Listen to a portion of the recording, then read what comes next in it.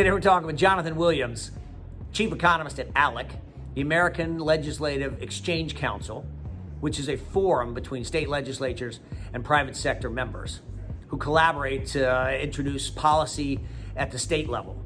Jonathan is also the author of Rich States, Poor States, which just came out with their 14th edition. We're going to talk to Jonathan about the new tax laws that may be introduced, about fiscal monetary policy, and how this might all impact our hotel investments. Let's see what Jonathan has to say. Jonathan, thank you for coming on today. I appreciate you joining me on Teague Talks. Well, thanks for having me. And as always, greetings from the land of make-believe out here in Washington, D.C. That is the land of make-believe. Yeah, so you got to tell us everything that's going on in Washington right now, because I don't understand anything that's happening. I don't understand the language of Washington, but we'll dive into that. So thank you for coming on. You're the Economist. I'm going to pick on the Economist. It's sort of tax season. That's why this all started. There's a lot happening in the states. There's a lot happening in the federal government. Things I want to talk about, right? Taxes, states, federal government, capital gains, 1031 exchange, inheritance tax, all the taxes. I want to talk about fiscal monetary policy. How can we print so much money? Is that going to impact us going forward? What impacts is that going to have? I mean, there's a lot going on here. So I appreciate you joining me today. Well, it's crazy times, and a bunch of states still in session trying to navigate some of these difficult policy environments, and then certainly Capitol Hill's in overdrive right now with a lot of the proposals. So look forward to diving into it. I like it. Let's jump in. And it's too long, evidently. I remember a few business cycles now, and it's like and a lot of the legislators that are elected these days, have been elected post-financial crisis. So they didn't live through those days and kind of the crisis that most states were going through that ended up being much worse than the current situation when it comes to revenue. Because did you note in your notes here, state and local revenue actually was up in calendar year 2020, not down, which that is like, most people would think you're crazy if you said that, but it's actually true. Wait, say that again, just to be clear.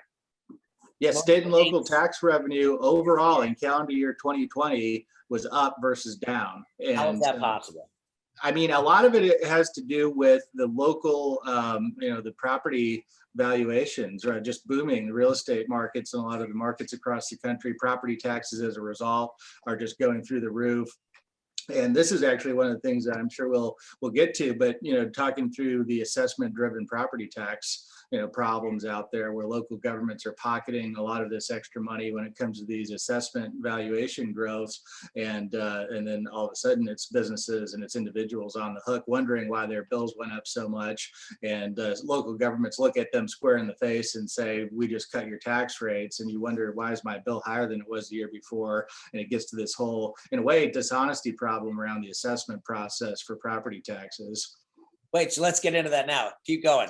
So, I mean, and how do we avoid that? Because that's coming for all of us, or at least a fear that we're going to see. Property taxes are very meaningful in the hotel real estate business. Yeah, no, I mean, it's, I think one of the ways to address property taxes, and this is tough at the state level because, as you know, most property taxes, the vast majority of property tax burdens are levied by cities and counties and local levels of government. But, a lot of times what happens then is the anger around property tax burdens are directed to state capitals. And so state legislators then are, in a way on the hook to say, we have to do something about these property tax bills because our constituents keep complaining about it, and rightly so, because the burdens are high, the bills are rising, and there's somewhat of a lack of education sometimes of who's actually levying these property taxes, where did the burden come from. At the end of the day, studying this now over a decade or two, the real root cause, and if we don't get to the issue of local governments are spending too much and they're not providing core government services efficiently enough, and these hugely bloated pension plans that only exist at the state and local level for employees that don't exist in the private sector for the defined benefit plans, and just expensive ways at providing government services that could be done much better at the local level, that drives property tax burdens.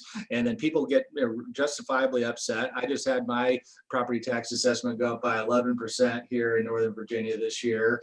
I don't I don't, get too engaged in county level government, and that's partly my fault. But if a policy person like me, a tax person like me, isn't going down there participating in the meetings, I mean that's part of the issue. So how do we get more participation from business owners and from individuals across the board to get to the root of the problem instead of just kind of shooting the messenger at the state level? How do we get to the heart of the problem? And that is something we've developed as a model piece of legislation based on what Utah did 30 years ago, called Truth in Taxation. Kansas just adopted it in the last few weeks, nearly unanimously in the Kansas legislature, and signed by Democrat Governor Laura Kelly. So this has wide, bipartisan provisions and appeal to it, I think.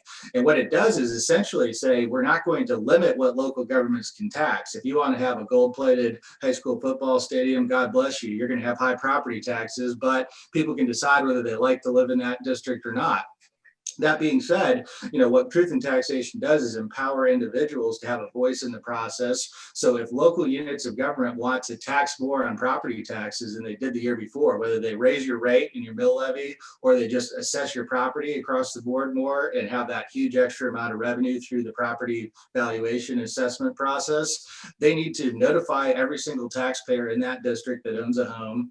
You have to have a public hearing around why you need to raise the extra taxes, why you need to have the revenue, what you're going to spend it on.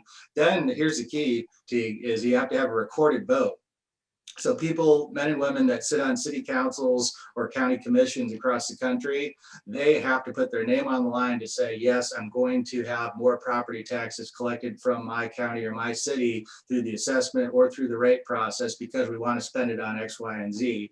And having that honesty as a part of this discussion and having people have the political accountability on the line to say, I'm willing to say, I believe in this enough, I'm going to put my name on the record to say, I'm going to raise your property taxes. Guess what? You have a whole lot fewer people willing to raise property taxes and have that local government keep the assessment growth. And so this is going to be, I think, a game changer for the future of property taxes across the country when it comes to business property taxes and when it comes to individual residential real estate taxes. And once people are empowered to be a part of this decision making in Utah, we've actually seen property tax burdens over these 30 years go down relatively, where the rest of the country has skyrocketed.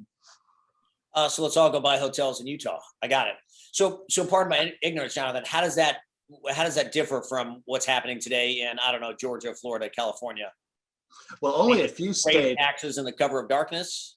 Well, in a lot of cases, there's no recorded votes ever taken if it's just assessment driven. Sometimes, if the local government wants to raise your mill levy rate, they'll take a vote on that.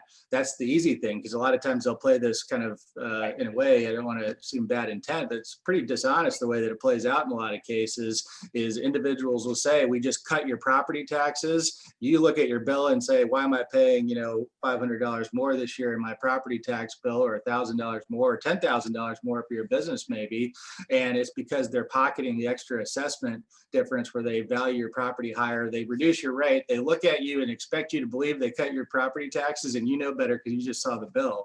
And if there's no transparency and honesty in part of that process, and nobody ever has to take a recorded vote, which in the case of outside of Tennessee and Kansas and Utah, those are the three states that really are going to require a recorded vote on that assessment increase. That's the key. So silly question here, but I'm full of a lot of silly questions. So if we just said that state and local governments revenues were as high as they've been in 2020, so they were up. Oh, by the way, the federal government just handed a bunch of money to the states, so they got full coffers everywhere. Why do we need to raise property taxes? That is a great question. Yeah, I mean, I think, it's clearly a case where it's been a very difficult year for small businesses and businesses across the board, individuals across the board.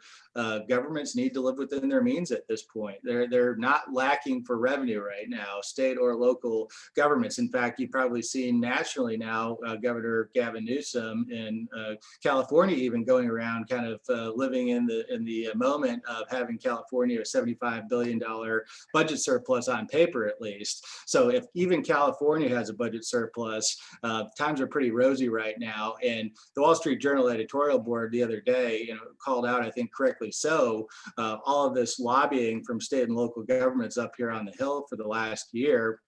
saying we need this massive federal bailout of the states. We've been worrying about this, realizing that thankfully, because of the reopening in a lot of the states, fairly early on, as people started to tier the reopening in a safe way, we saw third quarter GDP, massive numbers there. We knew the recovery as we talked to state legislators.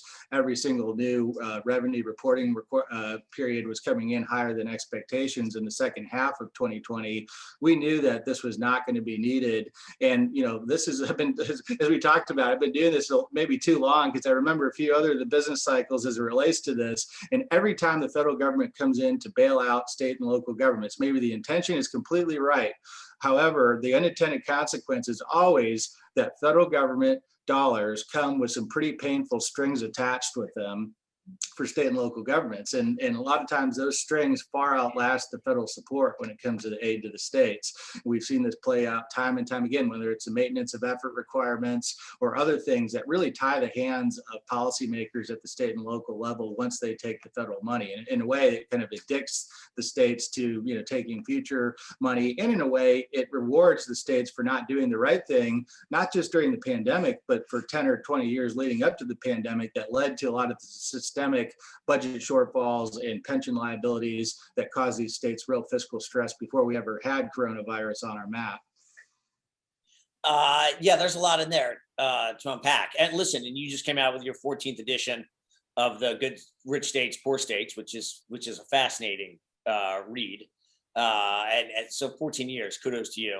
I talked to some of the people in the office, and they said we studied that in college. So cheers to you.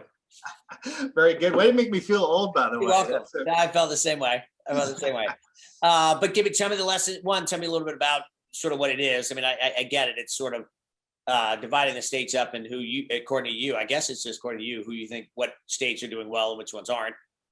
We can leverage a guess very quickly. But tell me some of the lessons that you think were learned, even during a pandemic, which should have been a crazy year. What lessons did we learn? Yeah, I mean, it's been a great project to work on, really, from my first day at ALEC in 2007. Art Laffer, who was Ronald Reagan's economic advisor, and then Steve Moore from the Wall Street Journal came and said, we want this to do a project with you to give legislators and concerned citizens across the country a way to measure their states against each other when it comes to business competitiveness, when it comes to good economics, when it comes to what are the policies that they have in place that lead to future growth or lack of growth. And so we came up with the economic outlook rankings, and we've, by the way, for 14 years kept the same ranking system. So it's an easy apples to apples comparison. And there's probably, listen, I mean, 1,000 ways that you could rank the states against each other in different variables. And we chose 15. We equally weighted them to make sure we're not putting the thumb on the scale of anything. And people can, be totally transparent. People can play around with it if they want. But, one of the things that I think we decided on was, first of all, Art Laffer studied this for 50 years. And he realized the things that we measure in the report, like tax rates and tax burdens, income, sales, property taxes, you name the kind of taxes that a business or an individual would pay, we measure it. And then regulation, labor policy, things that matter for economic competitiveness. Liability issues it was a huge issue over the last year, I know, for a lot of hoteliers and a lot of businesses across the board, as the COVID liability protection, something that we at ALEC developed. So those are the kind of things that we measure, and we measure them because we know they matter for growth. But here's another thing that's really important, is I'm sure many of your colleagues out there see proliferation of these different indices of ways that different groups measure states. And that's great, because I think this inherent competition between states is a valuable thing for those of us who believe in economic freedom, because it creates a market between states. You raise the price of doing business in one state and lower it doing it in another. Guess what? People are going to move. They're going to vote with their feet. Businesses are going to leave the high cost place and go to the lower cost and lower tax place. And that's healthy. That's what the founders, I think, envisioned with the idea that we have 50 laboratories of democracy today across the country. Of course, it was 13 back then, but the idea is that states and localities would have to compete with each other. And that's good for all of us that want to keep costs down and want to actually have a competitive marketplace, a free trade zone that the founders kind of envisioned across the colonies. And of course, fast forward to today, the 50 states. So I think when you look at these different ways of measuring states, another thing that's awfully important, and the thing that we do in Rich States, Poor States, is focus on the policies that state legislators in the 50 state capitals and Atlanta and the other capitals directly control. And so it's great that, Florida has great beaches, and it's great that, California has amazing skiing, and it has Silicon Valley, and it has great beaches as well. I'm a Michigan native. We don't have great warm beaches when it comes to January and February up in Lake Superior. I can tell you that. We're lucky if the ice is thawing right now, Teague, in Lake Superior. But, that being said, states have inherent advantages. Some have deep water ports. Some have things that legislators would love to be able to legislate that just can't. So we focus on the things that state legislators control. And those two factors is why I think that rich states, poor states, and our measurement is so valuable, and why it really has predictive power to say, the 10 states that were in the top of our index over the last decade or more, they're some of the fastest growing states in America. And we think that that will absolutely continue. So tell me what those states are. Give me the ones at the top and give me the ones at the bottom. And what are they doing Well, right? I promise this isn't an infomercial for Utah, but we talked about Utah's success We're all with moving to Utah. taxation and First I've heard. when they kept property taxes under control. That's actually one of the keys to their success. They've been number one for all 14 editions of Rich States, Poor States. And so Governor Cox was just on Fox Business with Mornings with Maria this week talking about this, and they're really happy about it, as you can imagine. But a couple of things they've done right. They do a flat tax on personal income. They actually went from a state that had a graduated tax system that penalized people and businesses for making more. They went to a single rate flat tax about 10 years ago. They did truth in taxation. And another thing that I think really sets them apart that nearly every other state will need to reckon with at some point, especially when we have a correction in the equities market again, is the unfunded pension liabilities. I briefly mentioned that, certainly plague Illinois and some of the states that are really high tax, big government states. Utah transitioned to what the private sector has 20 or 30 years ago and started to move new employees into more of a hybrid 401k style defined contribution plan where, let's face it, a lot of folks coming into the workplace today are not going to stick around with one employer like their parents or their grandparents' generation did and work one place for 40 years. They're going to probably have 40 different jobs over that period in some cases, or at least maybe a dozen. And so it helps with flexibility of young employees, but it also really puts the state on a firm, I think, foundation for avoiding tax increases in the future. And so Utah, number one. Florida, a big winner this year, moving all the way to number two. Big gain there. Of course, a lot of great things about Florida. No personal income tax on small business and personal income.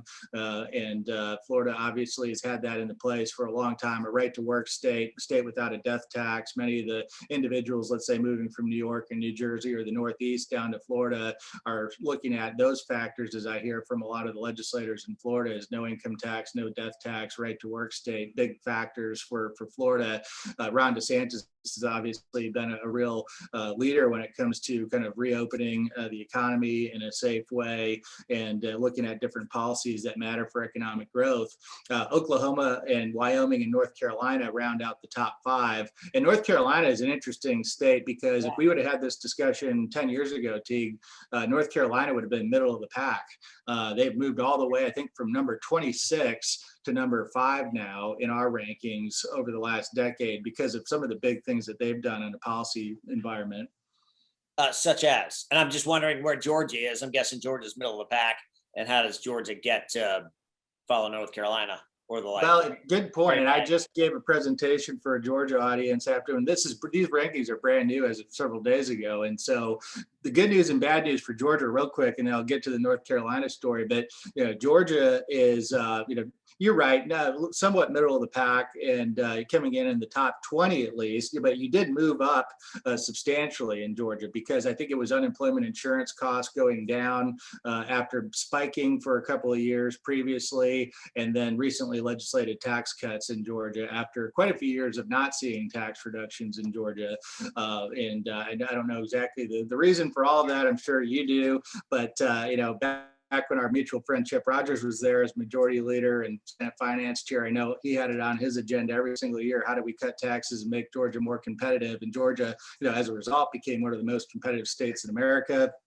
over the last several years, Georgia had fallen down. And so it's nice to see Georgia gain some spots, moving up to 14 from 21 last year. So a pretty substantial increase.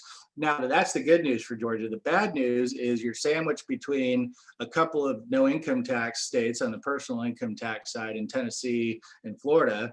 And Tennessee is always in the top 10 or 15. And then Florida, we've just talked about at number 2. And then North Carolina at number 5 in the region. So an incredibly competitive region where in most regions, Georgia, would be doing pretty well, I think. But, in the Southeast, that's not going to cut it at number 14 when you've got those kind of competitors around. Just like you think about SEC football, right? I mean, you may be okay. You would be a great team in any other conference, but you're not really happy being middle of the pack in the SEC, right? When it comes to North Carolina, though, under now U.S. Senator Tom Tillis, who was then Speaker of the House, Tom Tillis, you had the first Republican majorities in 100 years that came into power after the 2010 cycle, and they looked at their tax code and said, this is a Swiss cheese style tax code. The rates are too high. We've got too many exemptions. We pick too many winners and losers, and we need to come in and have real fundamental tax reform. And that's what they did, and they really did remake the North Carolina tax code probably into the gold standard of tax reform over the last decade, in my experience of following a lot of the tax reform, nearly all the tax reform efforts across the states. They got rates down for everybody, individuals and businesses. They flattened out the rate, turned it into a single rate flat tax on the individual side. And this surprises a lot of people when I go around the country. And in a non-COVID year, I'm usually in 35 or 40 states talking about these findings. And, I ask people in an audience, what do you think North Carolina's business tax rate is? And they're like, oh, this must be low. He's really talking up North Carolina. And they think maybe 5%. And that'd be roughly where Georgia is today. But, you actually look at it, and they've got the rate in North Carolina on businesses, all corporate income, at 2.5%. So the lowest of any state that has a corporate income tax. And so when we see the recent investment by Apple, billions of dollars in investment there, and recent investments there around Raleigh and Charlotte, booming state economy, that's one of the big reasons why successful tax reform over the last decade. All right, so let's take the assumption that you're accurate and correct in your rankings, and that pro-business means, more businesses move there, and they're better states are in better economic position. Let's assume that. I don't go to the opposite, go to the bottom of the stack. Why is New York and California and the like, and Illinois, why they continue to raise taxes and tax their tax base, even if it seems that their tax base is moving and heading to Florida and Texas? It's a really good question. It's one that you have to wonder. You make, in our view, the same mistake over and over again, and they're expecting different results. But the different results don't happen because, based on our data, and we just had the U.S. Census Bureau come out to validate so many of the things that we've talked about. Because once out of every 10 years, Teague, at least Congress pays attention to what happens in the states, and that's guess why? Because state legislators redraw congressional lines once every 10 years as part of the reapportionment and then redistricting process that everyone's going to be talking about in the coming months when the census data goes to the state legislators. But the early results absolutely bear out that people are voting with their feet away from states with high taxes and high business costs and bad business environments, because in a lot of cases it becomes overly expensive for individuals and quality of life and families. And of course, now that employers have given so much more flexibility around workplace environments, and maybe permanently so in some industries, and certainly if you were living in Manhattan or Silicon Valley and now all of a sudden can leave your $5,000 a month rent and go buy a house for $2,000 a month someplace else and really upgrade your standard of living and be able to afford private school tuition someplace for your kids maybe and upgrade your quality of life. We're seeing that kind of phenomenon that we've talked about for years, even enhanced now because of the COVID environment and workplace flexibility. But you do have to wonder because, New York just announced a budget deal in recent weeks where Governor Cuomo and the kind of progressive majorities in the legislature have said, we're going to raise taxes again in New York. And this is after a year that the governor had spent coming down to Washington and lobbying President Trump and now President Biden for a bailout of the states to say, if I don't get federal bailout funds, I'm going to have to raise taxes. And that was his argument over the last year. And guess what? He gets tens of billions of dollars of our federal aid, which means you and I and our taxpayer dollars across the country going to New York to prop up their kind of big government model. And what does he do? He turns around and raises taxes on individuals and businesses as part of this budget deal. And you kind of look at that philosophy in New Jersey, where Governor Murphy did the same thing last fall and raised taxes on individuals and businesses. Illinois, Governor Pritzker did not get his way at the millionaires tax and the progressive income tax system there. He may be coming back for other tax increases. We'll see. Vermont being another state perennially in the bottom 5, and then Minnesota rounds out the bottom 5 this year. And that's a little bit more of a purple state politically these days. You've got in Minnesota, you've got one of the only states in America now that has divided government, believe it or not, between the legislative branches. So you have Republicans that run the Minnesota Senate, Democrats run the Minnesota House, and you have a Democrat governor. And so it's going to be pop the popcorn, because I think it's going to be quite the budget showdown in a state like Minnesota this year. The rest of those states, though, I think are going to double down and just say, we got the federal cash, that's great. Revenues are coming in, that's great. But guess what? New York actually raised spending by 20% this year in this budget agreement after taking the federal cash and now raising taxes because they say they need more money after they just raised spending by 20%. That's the philosophy, I think, that's just one kind of year's worth in New York, but you rinse and repeat that over a decade or two. And it's no wonder why New York has some of the highest tax burdens in America, is because even when times are good, even when they're getting federal cash, they're raising spending by even quicker amounts and faster amounts, and then saying we need more money from the private sector and from individuals. Yeah, I guess you wonder what they're thinking, but they're doubling down on it. I mean, so they obviously believe in it. They obviously believe heavily. And anecdotally, I've talked with, at the risk of name dropping, but you've heard Barry Sternlicht and some of the other high net worth, very uber high net worth individuals in New York saying, we pay a massive amount of the state's tax and we're okay with that. And we'd even be willing to pay more if we wouldn't be vilified, if we weren't made the villain for being successful. You know, dare I say, please thank us for what we're doing. And that's not happening. So they're picking up and moving to Miami. Barry's famously moved to Miami and other states, and his buddies are all following him. So I think they're just digging the hole deeper and deeper, it sounds like. But well, I and it's digress. you're right. And it's this vicious cycle because, you chase away those that are wealth creators and business owners. And what do? Is they take their wealth. They're very mobile. Those are some of the most mobile people that are out there that can move on a drop of a hat and probably have residences in a few states anyways. So they can change their tax domicile pretty easily and go pay taxes in Florida, and 0% rates pretty attractive relative to most of the rates in the Northeast, let's say, that are the bottom end of our index. And so, we shouldn't be surprised when they go, but then what do they take with them when they go? And that's really a question a lot of policymakers don't think through the second order effects or the third order effects, which is, yes, you've lost the business owner and the job creator, but guess what? They take employees with them. They take a lot of their business with them, a lot of that commerce, all the, not only the income tax losses that you see, but you see the sales tax losses because people are then purchasing their groceries and purchasing goods in Florida where they live versus in New York. And then on top of it, and this is one that doesn't get talked about nearly enough. And a few years ago, we did a study on it at ALEC, and I'm happy to send you the link if you'd like to look at it. But what about charitable contributions?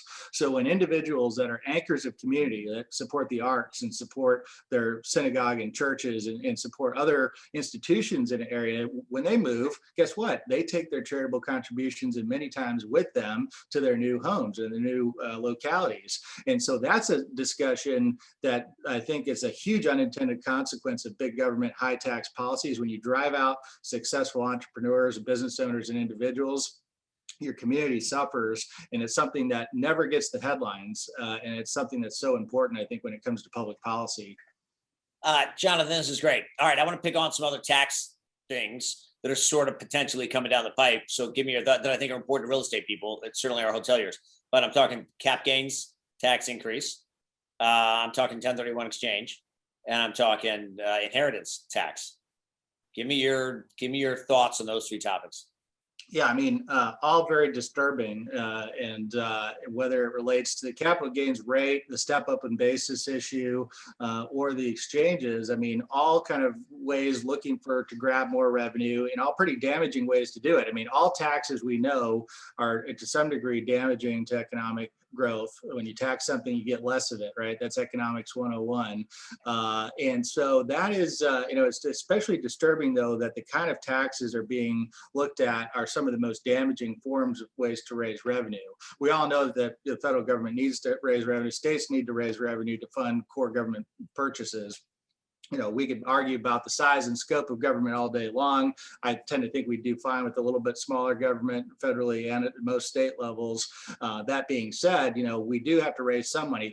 I think the important thing is as we're looking at additional discussions here on the revenue side is, spending is at record levels, revenue is still at record levels, and the economy is turning around. I think we need to reprioritize and not look at tax increases, first point. But if you're going to, let's not raise the most damaging types of tax increases that have actually the biggest impact on loss of jobs and loss of economic growth.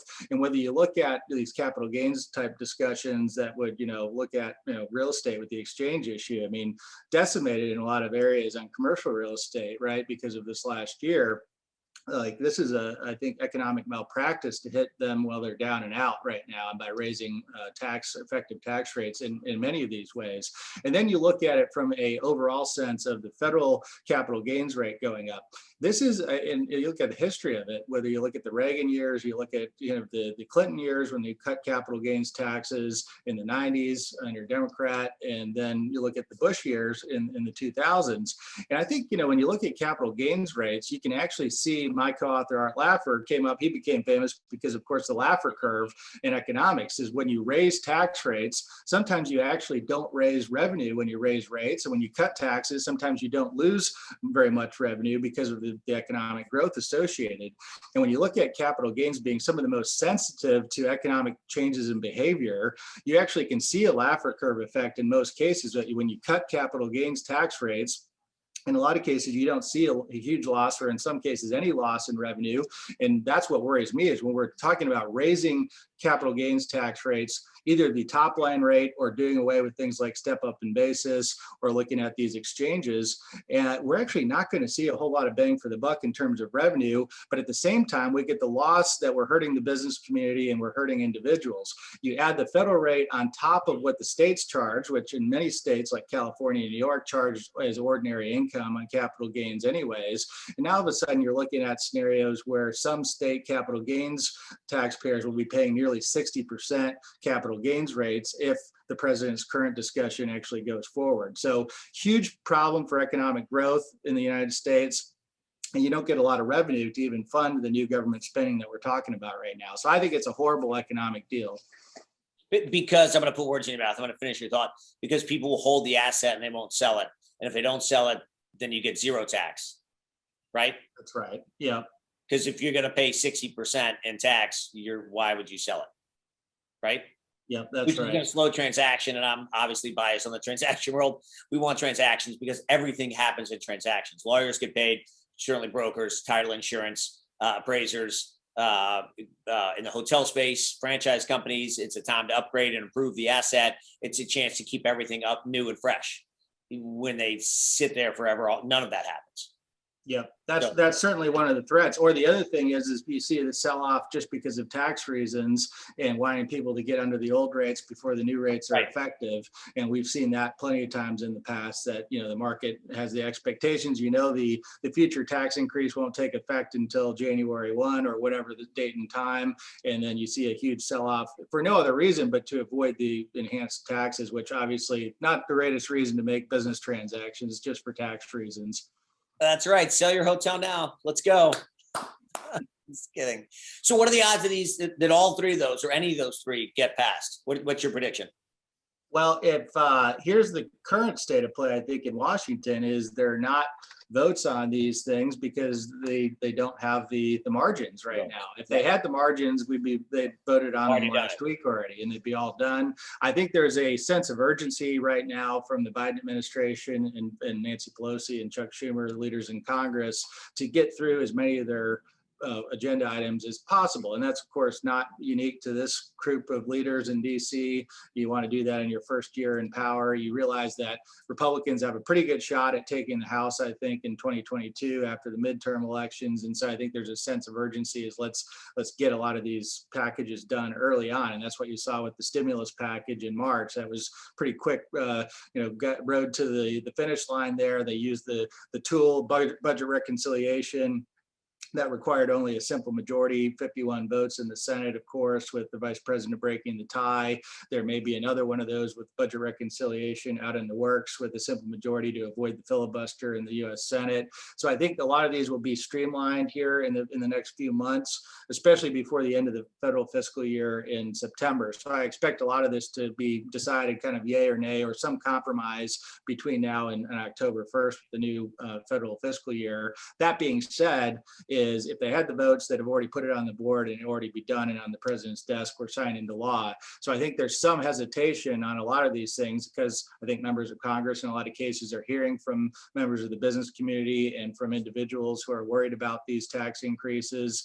They may not be as worried about some of the spending packages because that's at the end of the day, the federal government just printing more money. It has long-term consequences, but the short-term, more pain side on the tax side is not there. So I think the organized opposition is now emerging in a lot of cases on the tax front.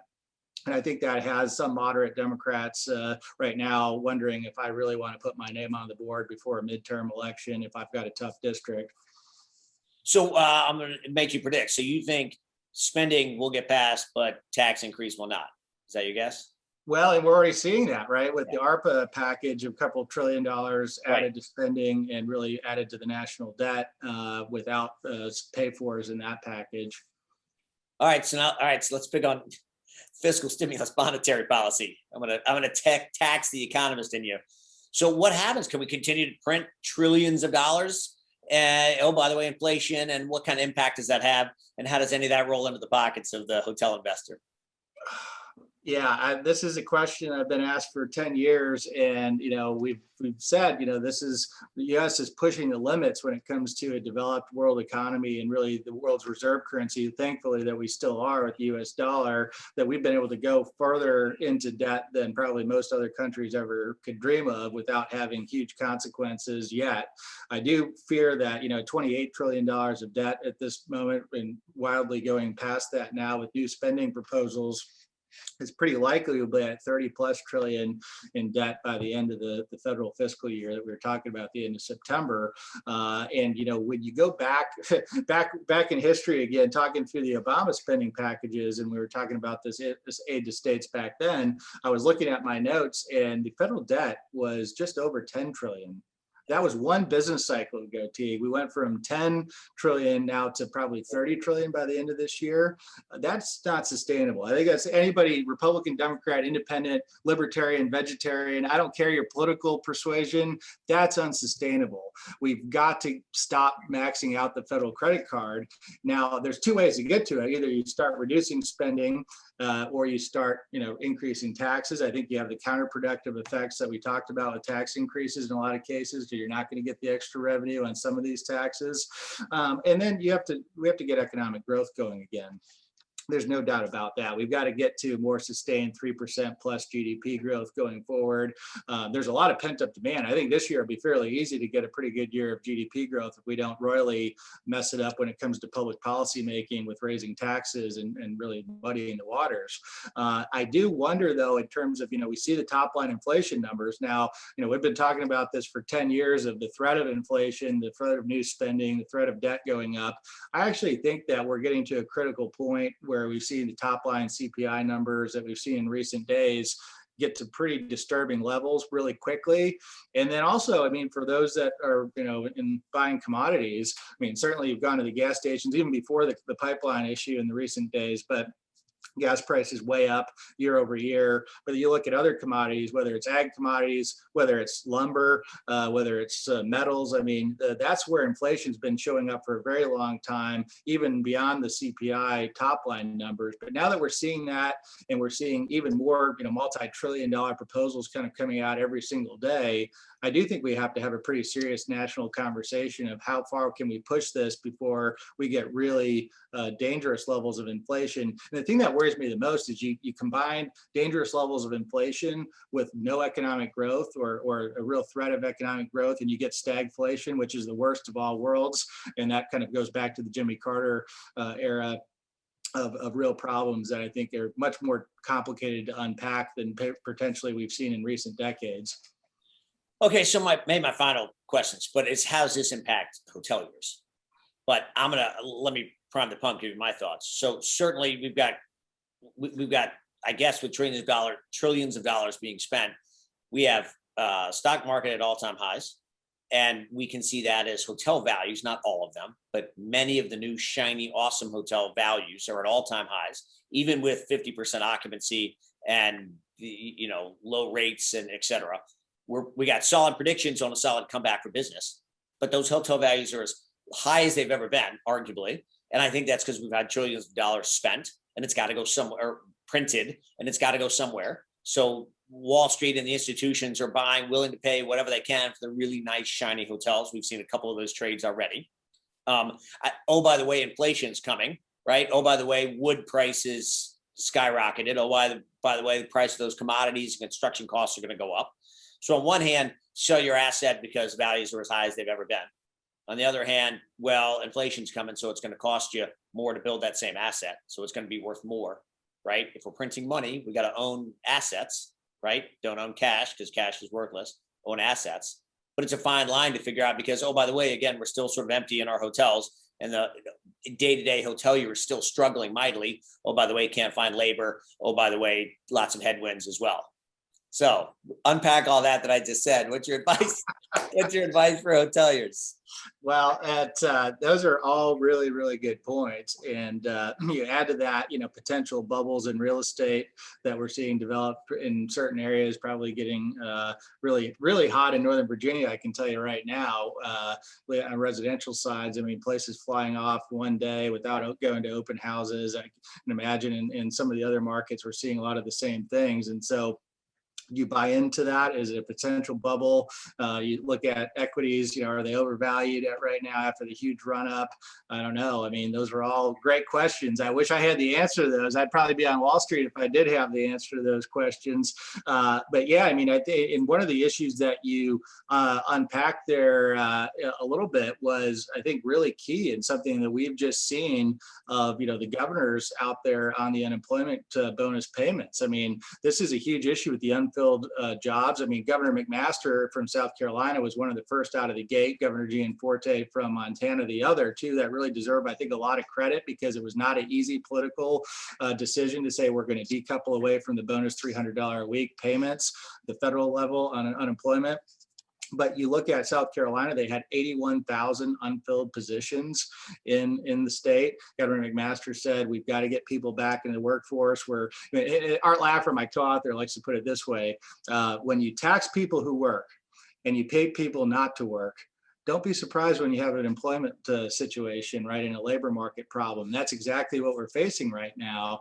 And it's not politically easy to talk about for these governors. So that's why I give them extra credit. But when you talk to business owners, when you talk to small business, when you talk to hoteliers, when you talk to travel and tourism industry folks, especially with the tourism season in the northern states, when you've got a pretty limited window of time, being a Michigan native, I know this very well. You got a very limited number of days when it comes to restaurants and hotels. This is going to be essential that these businesses can function properly. And so now with Governor Abbott's announcement just this week, we're up to nearly 20 states where governors have said we're going to decouple from those and we're going to actually allow people to continue on the state unemployment assistance, but no more federal bonus. Because I think that's actually one of the key elements across the board is getting the labor market kind of distortions corrected early enough where these businesses can actually have a good summer tourism season and actually be in good shape going forward.